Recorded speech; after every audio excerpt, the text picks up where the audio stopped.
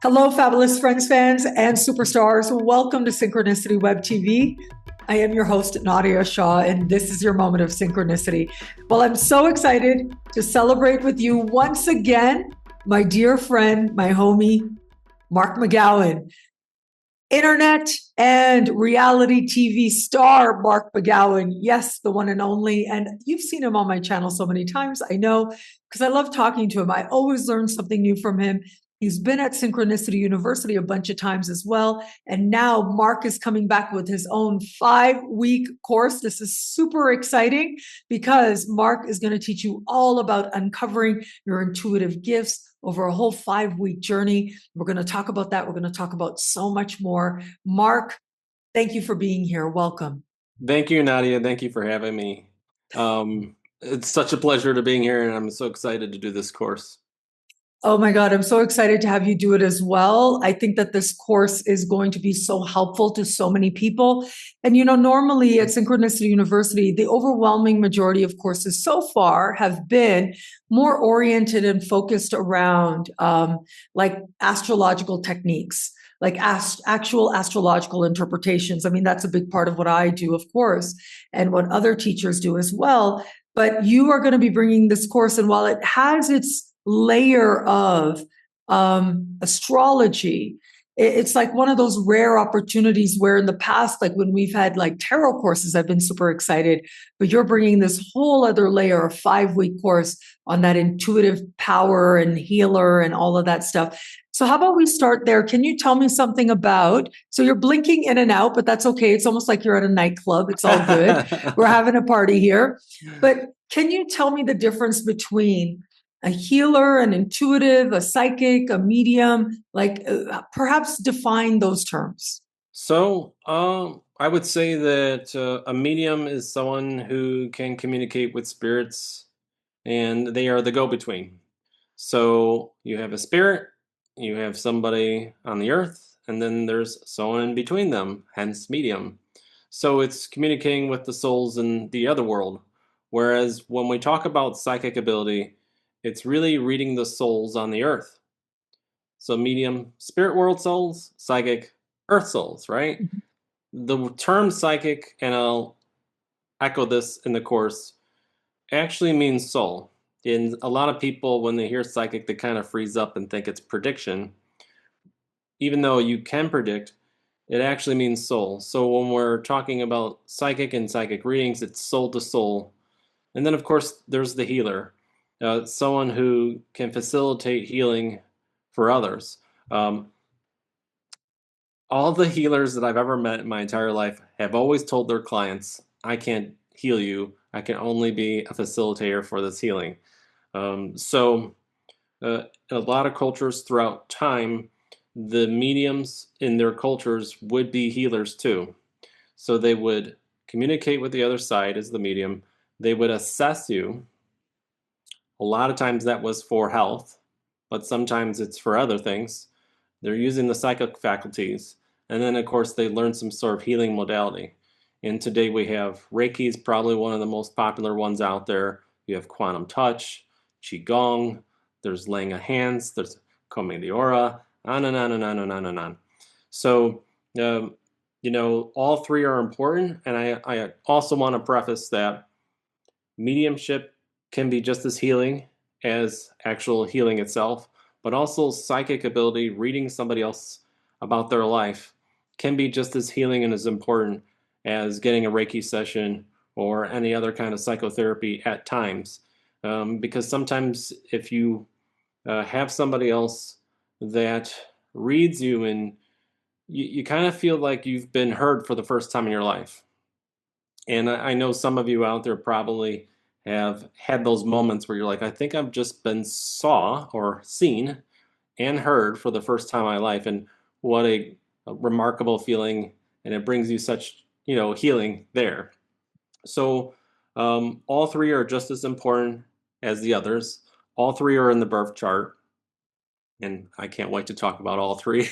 Okay. Yeah, isn't that interesting? Yeah. It's so fascinating to consider that. I mean, I think that I'm thinking about, for example, if somebody has Chiron about to move into a part of the sky that has to do with their work or their money or whatever. And, of course, planets, if you want to fear them, you can. If you want to work with them, you can. All the energies, ultimately, all they want is to be acknowledged. The gods live when we remember them. That's really all that they really want, is to awaken that divine part of us that they are. So one way or another, they're going to come forward. And the one thing I say to people with Chiron about to move into one of the work houses, the 2nd, the 6th, the 10th is, or even the 8th is, if you understand what you do as a healer, however broad that definition is, you are a healer, and that's how you go about with your work or with your money, then the energy doesn't have to be as wounding. It doesn't have to be a wound. Instead, it can be more about that healer ability and you aligning it with how it is and what it is you actually do. But even that, when I say it's a broad umbrella, a healer, that can mean a lot of different things. I mean, it can mean a doctor or registered nurse. It certainly, I think it could be what I do, or other content creators certainly are healers. I mean, how do you understand? I know that you just gave us a little bit of a definition, but how do you understand that notion of being able to be a healer regardless of like what the title actually is? Yeah, so that's an interesting topic for me personally. About the time I was, understanding psychic ability because I knew friends that got readings, I would get a reading. That's when healing modalities started creeping in my life. And I believe the first one I would say maybe it was acupuncture. I was learning the meridians, I was taking martial arts, and we were learning how to disrupt them. So I had to learn both. How do I heal someone physically with the acupressure points? And then we learned about chi. And then it started, then it got a little bit more abstract. Then it's qigong. Then it's this, then it's that. And then, I think the journey of somebody who, especially if you're out there and you love astrology, you love divination, you call yourself maybe a modern mystic or a light worker. We use these terms. I think that one way or another, you're going to experience some type of healing journey for yourself, but with others. Um, so for me, it was there. And then that branched into psychology. I got my psychology degree. I worked in a psych ward as a mental health professional. So it was really treating people with the most severe mental health disorders that we have. So I've had that. Uh, and then I branched into Reiki. Then I developed my own healing modality called color healing, where I shower people with colors, and it heals you on the mental, emotional, and spiritual level. But now that I'm just a day over 21, and You I'm a don't little look a day older. over 20. Yeah. Okay. Now I do a lot of caregiving for family members. So you see how there's multiple, and I think that's the journey. That's part of the journey for someone. But there's so many different versions of healing, and especially if you're interested in any kind of spiritual stuff, I think that one way or another, if you don't go into a job or a career, probably you're going to be there for family or something like that. I think if you're listening to this interview, if you're interested in astrology in general, it's probably going to be in your life at one way or another, whether you're going to do physical healing or helping, whether you're going to do mental, emotional, whether you're going to do the divination, or whether you're going to do the energy, spiritual work. Um, and outside of all that, in the background of all that, I've always been interested in meditation, mindfulness, and so my own personal healing through that. And so it's been always multiple for me. It's always been like a road that's on the side of the path that I thought, well, this is the path. Oh, maybe this is also the path. Maybe there's two paths. Maybe there's three paths. So a lot of people know me as a medium, and I have done an awful lot of healing just through the mediumship communication and readings, but I don't think that's all who I am. And like you, I feel astrology is extremely healing. I think when we do these videos through the horoscopes or all that, there's a lot of people that reach out and say, I needed that. You know, there's a sense of community that me and you build and others out there. That's healing. They're not alone, you know. So I try to tell people, think of healing and be very flexible with that word, because chances are, even if you're thinking about it, you probably will be at some point some kind of healer to some capacity. Wow. You said that you have worked in a psych ward and as a psychologist. Now, kind of different, but I'm going to bring it back to that, what you said, because when I was in university, like we're talking like 20 years ago now, I worked at a call center. Okay. And the thing with the call center is nobody calls you to say, hey, my service is great. Thank you so much. Hey, my cell phone's operating peak. I'm so grateful. Thank you. No, people call because there's a problem, there's an issue.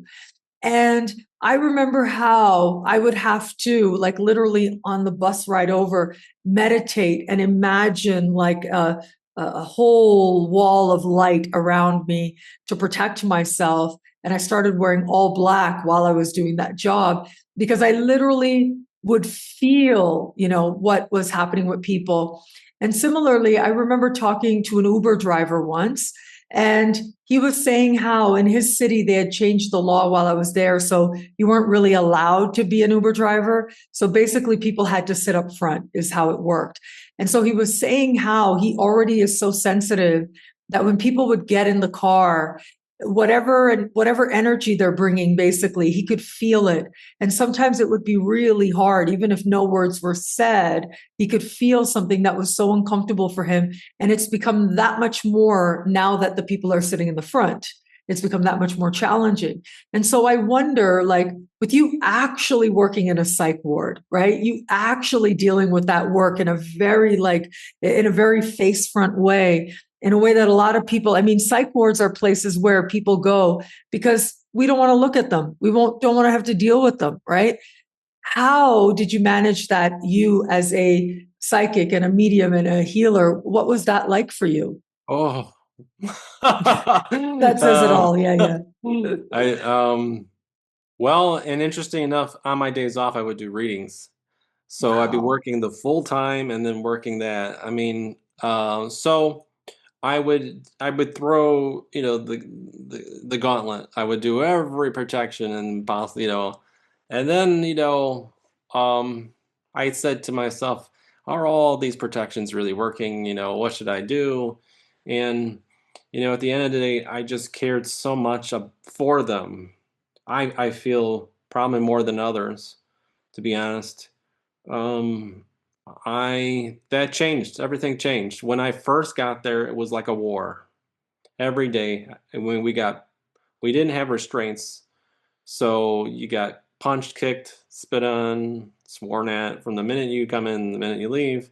And since that was new, they were, like, you're an enemy.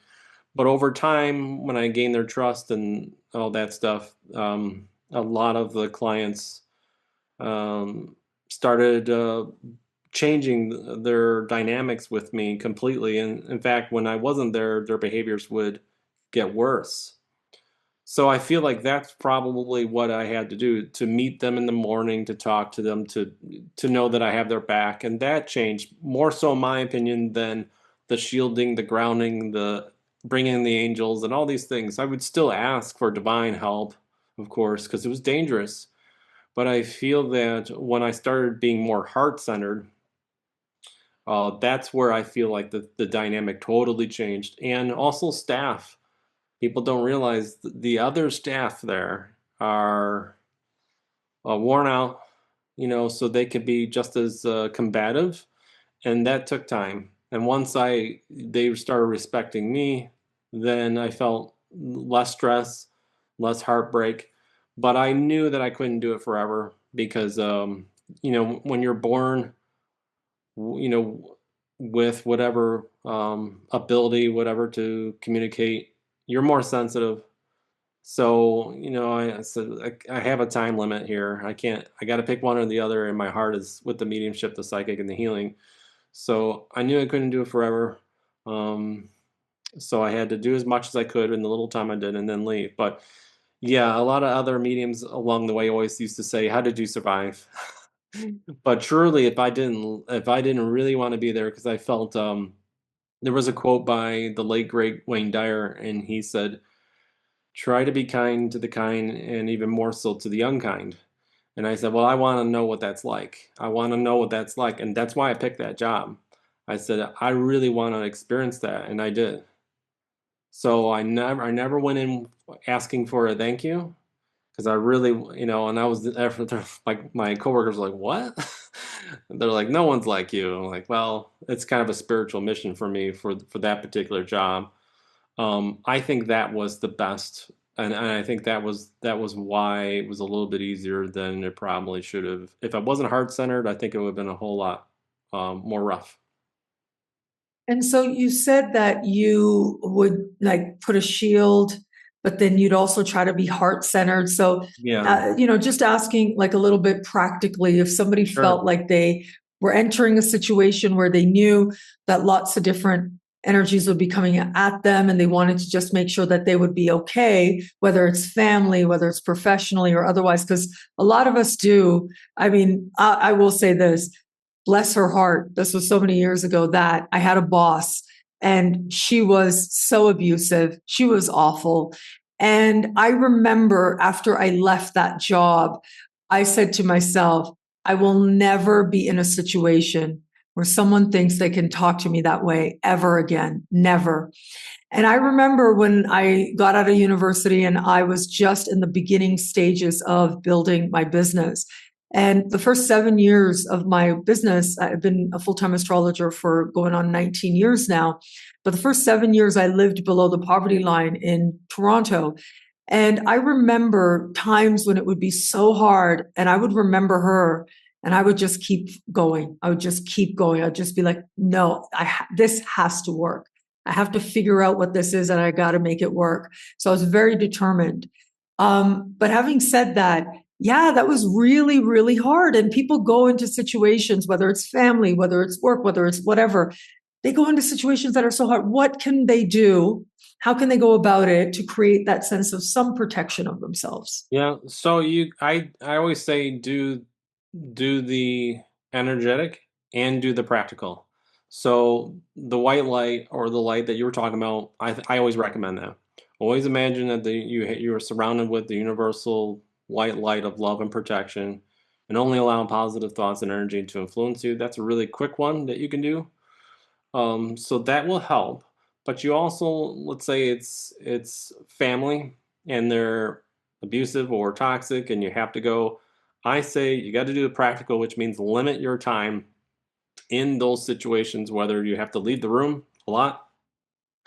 Oh, Mark was only in the living room for 5 minutes. Now he's in the kitchen. Now he's back. Now he's this. You might have to do that. I always think that because one isn't going to be enough. So I always say mental, emotional, spiritual, physical. So you limit your time, try to come, you're not going to be able to be there for 24 hours or something like that. A lot of people talk about when they're grocery shopping or going to concerts. That's a big one. Again, you have to limit your time. You have to pick the right spots. And then, if you believe in spirit guides, ancestors, holy people, angels, whatever, ask them, talk to them, say, please help me with this because this is really tough. And I'm asked for divine intervention and it might help. But always do the practical too, and boundaries, healthy boundaries, limit your time, and that's how you can do it. And that's kind of the only way really you can do it. So you're going to be teaching people all kinds of stuff in terms of these techniques. Now, let me ask you, how does it connect to astrology? How does psychic ability, mediumship, healer, intuitive gifts, how do you connect that to astrology? So I will tell you how it began. Um, a lot of my clients would word of mouth through the mediumship community, and they were like, well, I'm going to get a reading from Mark. He's a medium, and I don't know what astrology is. Never had a birth chart done. And, I remember the first thousand some odd astrology readings I did. All of a sudden, I would see these trends, oh, this planet, that planet, this asteroid, this house, this house. I'm like, oh boy, I got formulas here. And I started seeing, you know, Neptune and let's say the moon is obvious ones like a sponge, right? And that's a real easy one that everyone probably knows. But even more so with that, um, there's a specific ability called clairsentience, which is to feel basically more than an empath would. And that's really Moon and Neptune. It's like taking an empath and now amplifying it 10 times. So, real easy one, right? And then that can, where the transits go, is that Christmas? Is that at the job? Will that be with the new person you're dating? Will that be because Moon can rule mom? Was she sensitive? Did she have Neptune influences? Were there the lower side of the unconscious, or was it the higher side of the unconscious? So it started, and then a lot of the mediums would say, "I got to have this chart done. I want to see, will I do anything with my mediumship, my psychic, or my healing business, or is it a hobby, or is it? I don't know what it is. Is there this? Is it that? Is it the right time? Is it not the right time?" Um, so that's the genesis of it. That's the beginning of it. And I always say that looking at something like the Babylonian fixed stars, they say Hermes channeled it. So I said, if Hermes, who lived thousands of years ago, could channel the meaning of these stars, I, as a modern day medium, I got to be able to get something, right? So I'm like, I always believe that astrology is the divination tool. It's like the breadcrumbs were left behind for all of us, right? And I just think I gotta, and lo and behold, I channeled an asteroid called Iris that shows up in my birth chart. It shows abilities. It comes right up where my midheaven is. It denotes my color healing that I came up with because Iris was the goddess of rainbows, and it's at my midheaven. It's literally like color healing was showering down upon my head when I was born. So, and before there was Hermes, there was Iris. She moved in between the worlds. Um, the not so pleasant ones and the pleasant ones both. And I think there's such a, that reminds me of myself where even with the psych ward, I'm moving in a world where other people don't want to be, right? And uh, and in places where it's love and light, right? Uh, However you want to look at that. So it came to me like all like that. And the other thing I'll add, Nadiya, sometimes people will say, "Do you really think astrology is good?" I'm like, better. Whatever you think, we think. Like, they're like, really? I'm like, you have no idea. The more you understand astrology, the more accurate or the more meaningful, like it is absolutely amazing of a divination tool.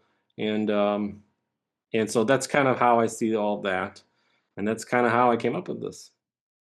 I love it. And so you work with like one of the many techniques, and I know that you'll be teaching lots of different techniques as part of the course, but one of them is working with the asteroid Iris. That's incredible. That's incredible to think about that. Yeah. So I'll give you the story. I said, well, if Hermes did it, come on, Mark, do something. Like, come on. Yeah. Yeah. You did tens of thousands of readings. You got to come up. And I heard a voice. It said, look up your birthday. Look up August 13th. I go, asteroid August 13th, Iris, discovered August 13th. It just so happens I was born on August 13th. My brother, born August 13th. My godmother, who looked exactly like me, died August 13th. Her father, my grandfather, died August 13th. You see where I'm going. First martial art teacher that was also a psychic medium healer, born August 13th. So like, oh. And my father, my late father, he's no longer with us, would always say, I don't get this August 13th thing. Why is it haunting me my whole life? And lo and behold, it trips you out a bit. And as you know, I have the North Node with my son, so fate is so part of this. It makes you think, like, is there an Iris out there where, like, how much longer do I have to wait for you to catch up, to figure this out? But yes, absolutely incredible. Um, So that's just kind of one way how I did it, how I came up with it.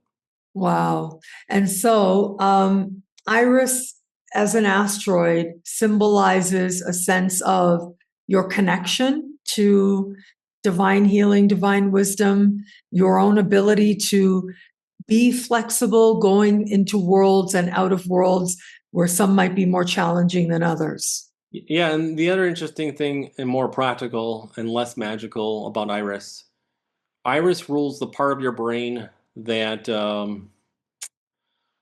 do I say this? She synthesizes information. So the left brain is where we analyze. We take something, we break it down in parts. She takes parts and makes a whole. So the more right brain you are, you're probably more so that Iris vibe.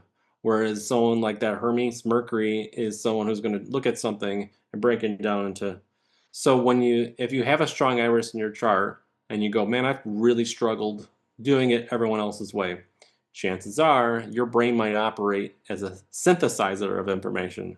And that's kind of how I've always been. I've always been someone like, I get it in an instant or I don't get it at all.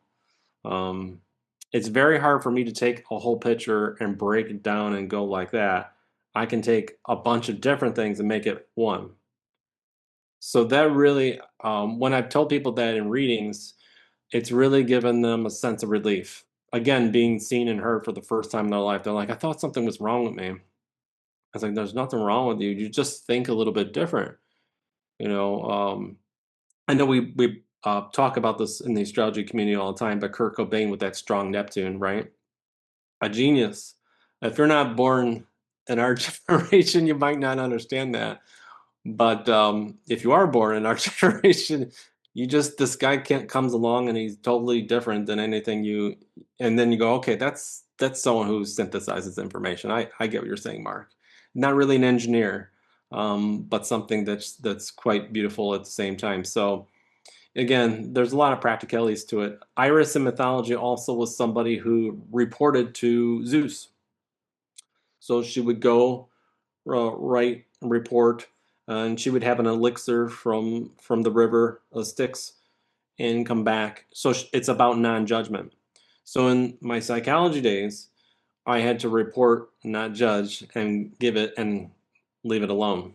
So I literally played out, and I also had a quality control job again, taking facts and reporting it, no judgment.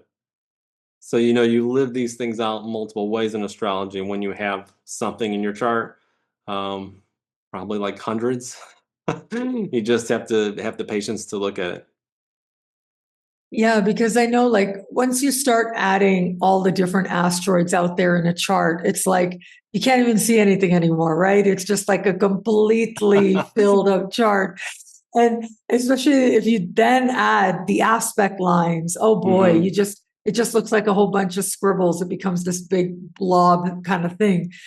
But when you add asteroids like one at a time to see what is prominently placed, what is it that is falling on an angle? What is it that is an aspect to, especially in conjunction to one of the personal planets, for example? Then, or even one of the outer planets, so you see what you share with your generation.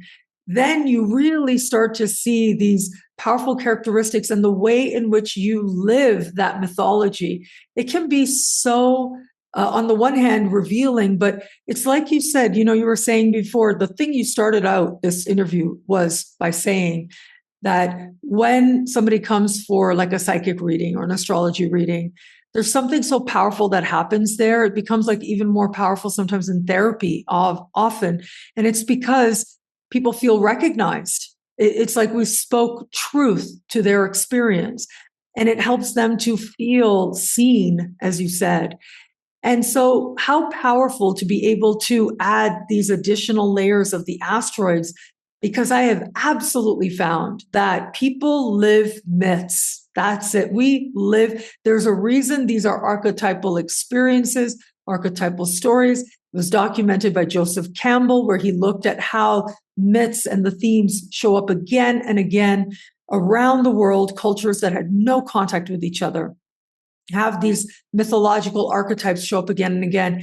We are the embodiment of those archetypes. because these are divine energies and we are an expression of those divine energies. And I think me and you have said this before to each other. I wonder, like 5, 10 years from now, what else are we going to discover? But yeah, and when we look at transits, which I'll talk about in my class, how transits work with this, and sometimes the natal chart can show you time, and I know you kind of understand that. And sometimes you need the transits to show you, okay, well, this triggered this. This is when I went down the path of yoga. This is the time I went. Even progressions, which you love. Um, I'll just give an example. What was it, a few years ago? I think 2002, 2023, something like that. My moon progressed into Pisces, and I didn't know. I didn't know. I just didn't look. But I remember just watching these videos because I used to love hanging. Every Sunday, I would go to a Buddhist temple. Then all of a sudden, that came back strong. And I was looking at forgiveness, and it was this. I'm like, what's going on? And then I look, oh, my moon is in Pisces, which is all about, it's a very Eastern type of philosophy that's very important to you. So, how many more of these myths can we express per planet? Countless, right? But I always say our free will is to create new mythologies or new stories, new versions of these stories. So, as you said at the beginning, we shouldn't really be afraid of the Chirons or the Saturns or the Plutos because we do have a choice to create a new interpretation of those mythologies every single day. Wow. We have the choice to interpret new versions of those mythologies every single day. Yeah, because the myths, they live on. They continue to evolve. They continue to be known in different ways, including through us. That is so powerful to remember. And I want to say this. Explained this to a family member. I won't say which one, my mom. And Okay. and she said, "But why?" And I said, "Oh, you're not going to like my answer." She's like, "Well, say it." And I said, "The question's wrong." They would say that if you said that to someone who believed in Eastern philosophy, and you said, "But why do we play out these myths? Why do we keep doing this? Why?" They would say, "The question is wrong. The answer is to play. It's always that, right?" So Wow. they're like, "You're right, Mark. I didn't like the answer." I'm like, "Okay." To play. So that means that ultimately, no matter what our experience of how we bring that asteroid or myth forward in our lives, it is all really a kind of a dance, isn't it? Absolutely. Yeah, that's the thing. It's a creative process. And yeah, it might be difficult at times, but that doesn't mean that it can't be something that you can work with or find something in it to provide you with moments of elation. Absolutely.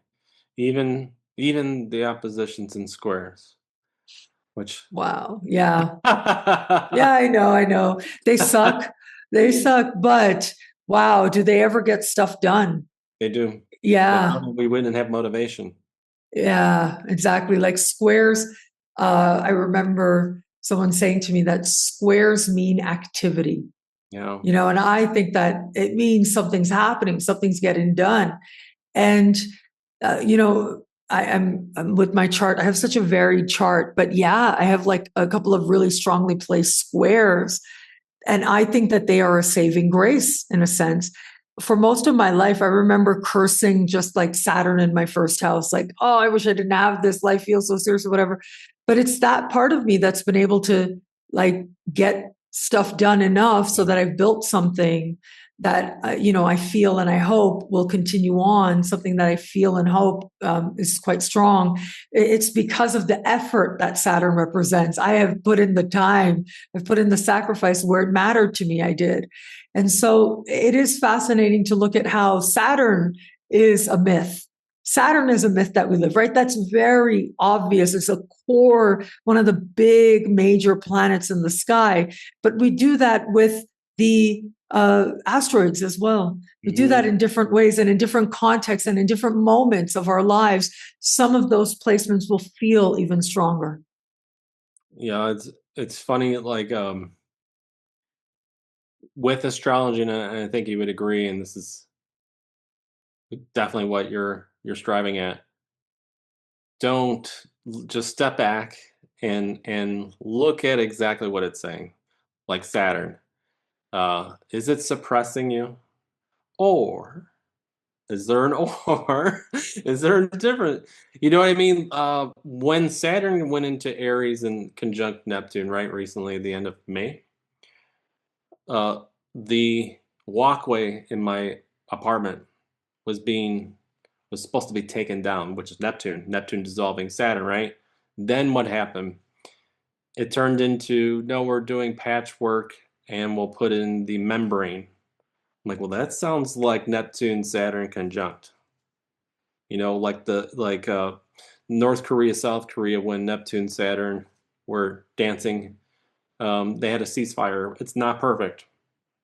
So do you see, like, it's almost like they like, okay, this is going to happen. This is Saturn, and Neptune's like, wait, hold on a second, like, and then why? Well, you'll see why, but just don't jump to conclusions with any of these things, and maybe it will speak to you.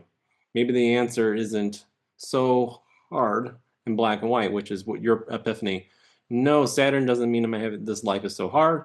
Without it, I wouldn't be motivated to get all this stuff done. Beautiful. And Iris can be difficult.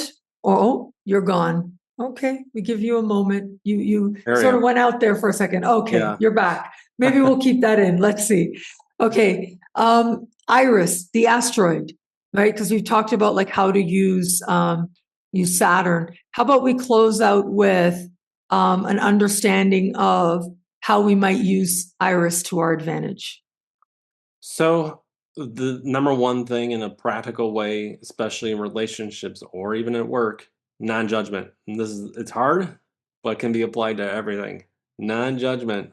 Um, Try the best you can. It's the best thing besides all the other beautiful spiritual fancy things that Iris did and does. The biggest, deepest lesson is that, and there's a bit of temperance with that. Of course, she rules temperance because she's an elixir. But I think it's both. I think even temperance is non-judgment as best as you possibly can. So that's very hard, but astrology is based on the collective unconscious. And really, if we strive for a little bit better of non-judgment, we kind of are healing personally and on the collective. So I think that your iris placement definitely will absolutely ask of you, are you sure you're not judging, even though you ascertain this information about maybe a family member, maybe it's Iris in the fourth that's retrograde, squaring something, you're like, God, this family is just horrible. Um, are you perfect? Is that your role? Because in mythology, Iris was not Zeus. Zeus is the judge. She's not the judge. She gives the information. So maybe it's not your destiny to judge this specific thing, but to experience it and move through it because you might bring wisdom to somebody else who's struggling with over identifying with judgment. So that's a really good Wow. example. So one of the things that made Iris so apparent in my life was in my 20s, which was only a couple years ago. I had a salary. I had a salary job doing quality control. So if you're not familiar with quality control, you really have to document things, and sometimes you have to report things and be the bad guy. Well, in the mythology of Iris, she would go to different beings and give them elixir so they told her the truth. So, as a quality control person in my 20s, I'm going to workers, I'm checking their work, I'm getting the truth, and I'm writing it down. But the judgment thing was the hardest, and uh, I hated it. I didn't want to be the bad guy, and everything was set up almost to be like it just wasn't ever going to be a harmonious relationship between me, the company, the workers, and doing this job. And like, how is this way? And then I'm looking at Iris years later and going, well, she just reported to Zeus, and she said, that's not my job. Zeus is the one that has to make the judgments and rule out the decisions. Why can't I just be okay with what I can do? And so I look back and go, okay, maybe that quality control thing, it just isn't it. But I think it was a lesson for me later on in life. I still see people doing things maybe in the spiritual work that, you know, I get upset. And I still have to go back. Remember your lessons of quality control. Remember non-judgment. Remember, do your thing. If you want to report it, but you can't be the judge and executioner. It's Zeus. So leave it up to spirit to do all that. And so that was pretty much the practicality and seeing it, that mythology play out even in psychology, where I would have to go to my clients and write down everything that they were going through, their hallucinations, their ADLs, their behaviors, good and bad, and in a non-judgment way. Because if I judge them, they'll never talk to me again, and I can't help them. I can never heal them or help facilitate any healing. So I played this out, and I feel like now is the time where, hey, these lessons, you better put them into action and get it right, because this is kind of, my calling or my love. And so that is one of the other expressions of how Iris is played out in a very practical way.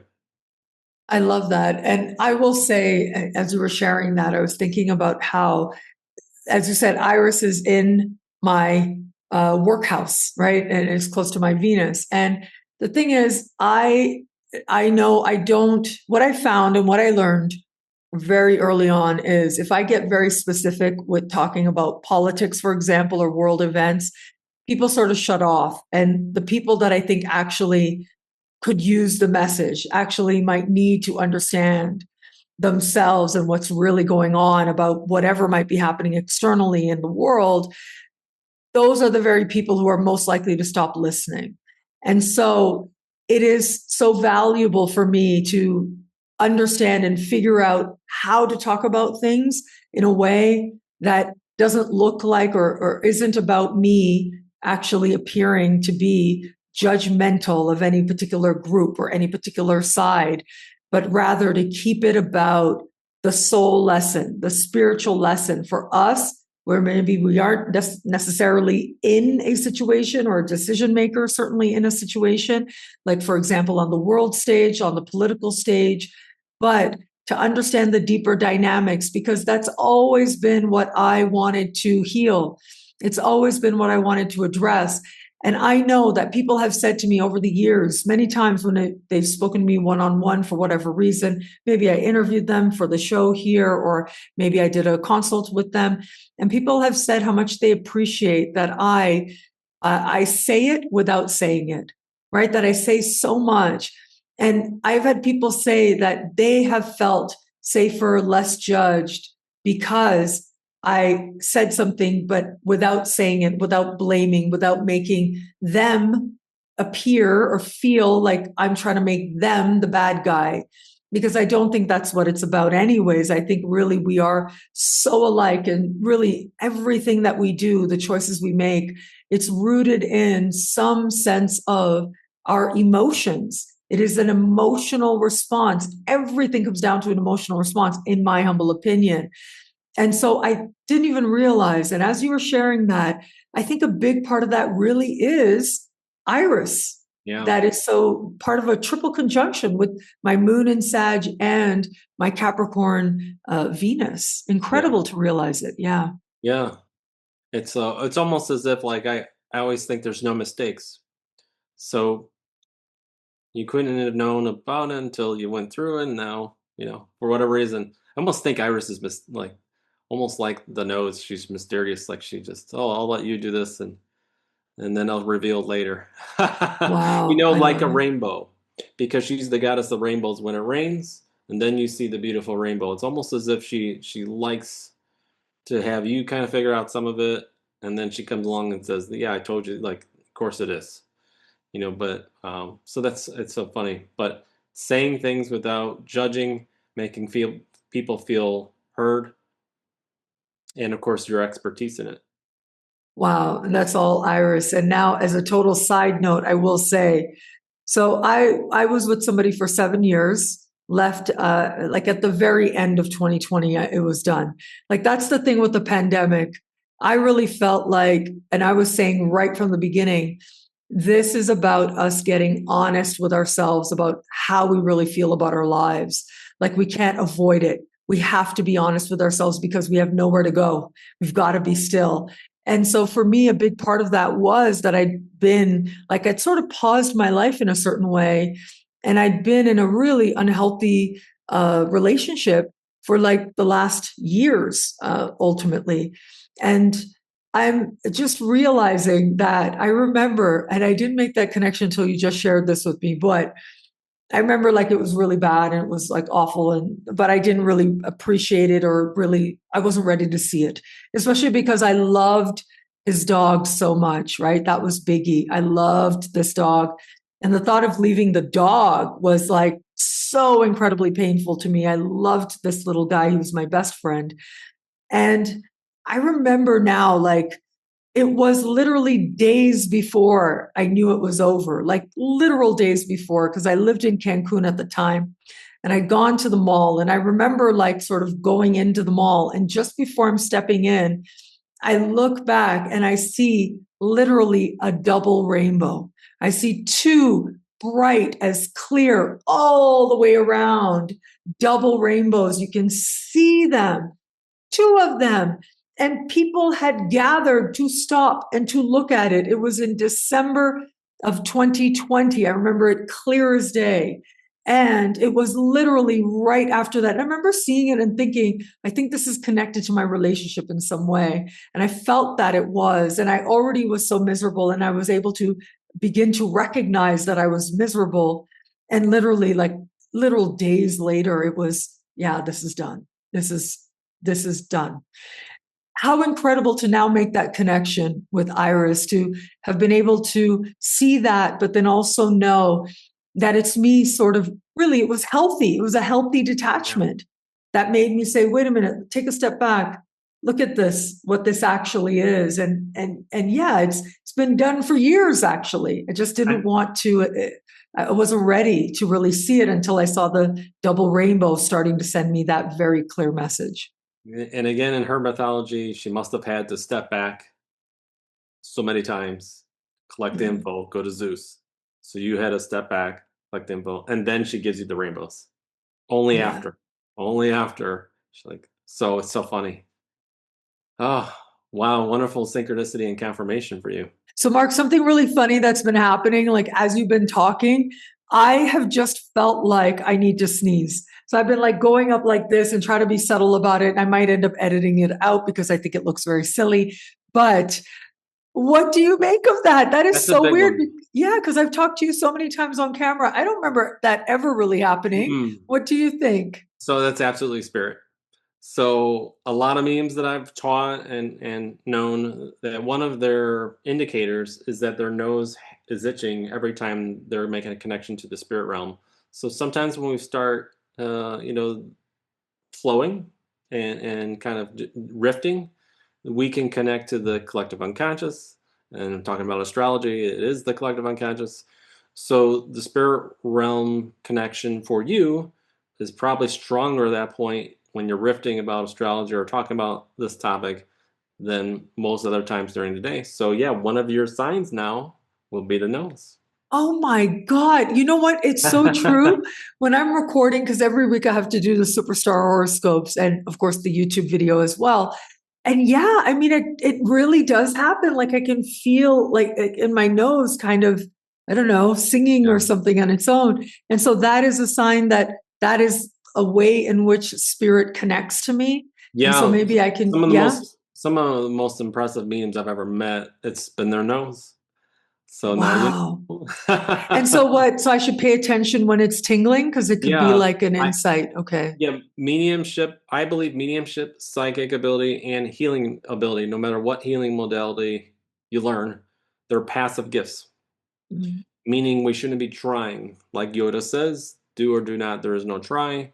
When this itch comes about on the nose, you try to be as empty in the mind as possible and see what happens. Maybe pay attention to your feelings, thoughts, sensations, maybe pictures, maybe just words, who knows, and see where it goes. Wow. And so that represents for me a pathway from which I might be able to like really learn something about what's really going on, like see behind the illusion, or maybe cultivate my own psychic ability, my own mediumship ability. By whenever that happens, it's like spirit saying, hey, pay attention. Hey, what are you thinking right now? What are you feeling right now? Because that can tell me something about what might be happening in this moment. If I'm thinking about somebody and that starts to happen, then that could tell me something, maybe I want to think about what's going on with that person right now, and to just feel the energy out. Does it feel right to contact them? Does it not? Wow, that is a very useful way in which I can like immediately start cultivating my own connection to spirit. I absolutely love that. Okay, so Mark, how can I find out where my iris is in my chart? Oh, well, it depends on the software. Mhm. But I have software, and What's your software called? so it's called Kepler. Okay. So we put in the asteroids there, and Yeah, because I won't say which one I have, although I love this program. I don't see it listed under minor bodies. I know it's not a midpoint, it's not a lot. the Is funny it? thing is about your iris. Uh-huh. Ready? It Okay. is in your sixth house conjunct your Venus. Is it at one of Capricorn or The two? three, Three and Capricorn. that's Iris, I'm gonna strong. write that It's down. it's strong because three is communication, and iris rules communication. Wow, that's incredible. It's And it's at a work three, and house, wow, and it's in the expertise sixth. house. And it's like right about now that both Neptune and Saturn are going up to move over that Yeah, iris as well. Yeah, because right now, um, oh, so not move over, rather squaring. Yeah, squaring it. And I know, like right now, I've really been feeling like this year of Saturn squaring and Neptune squaring my moon and my Venus. Now let's throw Iris in there as well. Like, why yeah. not? Yeah, The other yeah. cool thing about iris, besides the mediumship and all that, telepathy. Mm. Telepathy is a specific ability that she was very strong with. So your telepathic uh, abilities and skills might start to increase. Oh wow. Wow. Let's see how that goes. Yeah, I'm sure it'll show up. I mean, people have been saying to me that I've really been radiating something different in my videos lately. Like they really feel like my energy is stronger or more present and things. So maybe that's part of what's happening. It's Definitely. Iris beginning to awaken. And it's so funny because I didn't even realize it. And earlier we just randomly started talking about squares. And these are Yeah, squares taking place to these planets. Yeah. absolutely. Wonderful. Wow. That's exciting. I'm sure. So what I hope and I'm anticipating. So we know some programs, we should really like try to find out which programs, because I know that after watching this, especially, people might be interested to know that. And so to everybody out there, if I am able to find out in time, if we can, create a list. I'll put it in the description below. However, if that doesn't happen, I'm sure that there are people out there. You can do a quick Google search and you can find, what programs actually allow you to see the position of iris. And I'm sure that there's lots and lots of resources out there with such wonderful websites now that give you so much ability to really understand your own chart and the different placements there. So it should be relatively easy for people to find out where their iris is in their chart. So that is a story, as you said, like where you are striving for non-judgment, and especially with certain people, like, for example, just the house position of your iris can tell you all of that, because it's in that area that you have to bring non-judgment, especially if you find that hard to do. That's where you have to bring it. And it's in that area, that house in the chart, that the people associated with that house is where you have to practice that non-judgment with. Wow, I think everybody watching, and myself included, we can go to our charts right now and understand our iris so much more powerfully. And you all out there, you can see Mark Mcgowan filled with insights and techniques and wisdoms and insights and all types of explanations that'll just expand your horizons and your practice, especially as a healer, as a mystic, maybe a mystic too. I don't think you said mystic, but yeah, as a mystic, a medium, a Absolutely. psychic. Yeah, all Light of that. Yeah, light worker. If you see yourself as that, you can absolutely use these techniques and insights to maximize the potential here. So once again, everybody, Mark is back at Synchronicity University, this time with his own 5-week course. This is all about discovering your intuitive gifts, mediumship, and psychic abilities in the chart, and so much more, as you learned here. And as this is publishing, you've got just a few days left to choose your tuition rate. As always, just $5 a class to learn from the amazing Mark Mcgowan. You know, he's one of my faves out there. I love talking to him on this show, and I love when he comes to Synchronicity University. Mark, thank you so much for this time with you. I always love learning from you. Thank you, Nadiya. Thank you so much. And thank you for creating this wonderful community for everybody. Thank you so much. And thank you, everybody out there, for watching. Until we connect again, take care. Bye.